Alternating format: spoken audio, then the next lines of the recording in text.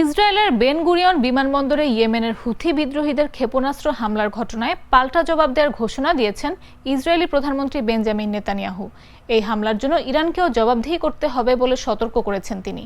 রোববার হুথিদের ছোড়া একটি ব্যালিস্টিক ক্ষেপণাস্ত্র ইসরায়েলের বেন গুরিয়ন আন্তর্জাতিক বিমানবন্দরের সীমানায় আঘাত হানে। এতে একটি সড়ক ও একটি গাড়ি ক্ষতিগ্রস্ত হয় এবং প্লেন চলাচল সাময়িকভাবে বন্ধ হয়ে যায়। আল জাজিরার যাচাই করা ছবি ও ভিডিওর সূত্রে এই তথ্য জানা গেছে। হামলায় ৮ জন আহত হয়েছেন বলে জানিয়েছেন প্যারামেডিকরা। ইসরায়েলি সামরিক বাহিনী জানায় তারা কয়েকবার চেষ্টা করেও ক্ষেপণাস্ত্রটি থামাতে ব্যর্থ হয়। জানা গেছে যুক্তরাষ্ট্রে তৈরি উন্নত থার্ড প্রতিরক্ষা ব্যবস্থা এবং ইসরায়েলের দূরপাল্লার অ্যারো ক্ষেপণাস্ত্র প্রতিরক্ষা ব্যবস্থাও ব্যর্থ হয়েছে।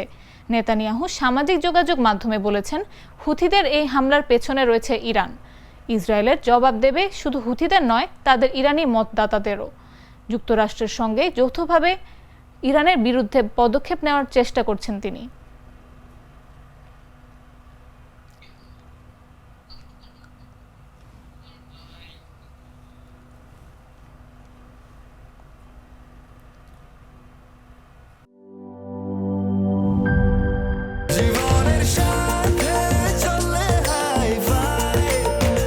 স্বাস্থ্যকর অল টাইম ফ্যামিলি কেক, সব সময় অল টাইম হেলদি লাইফ।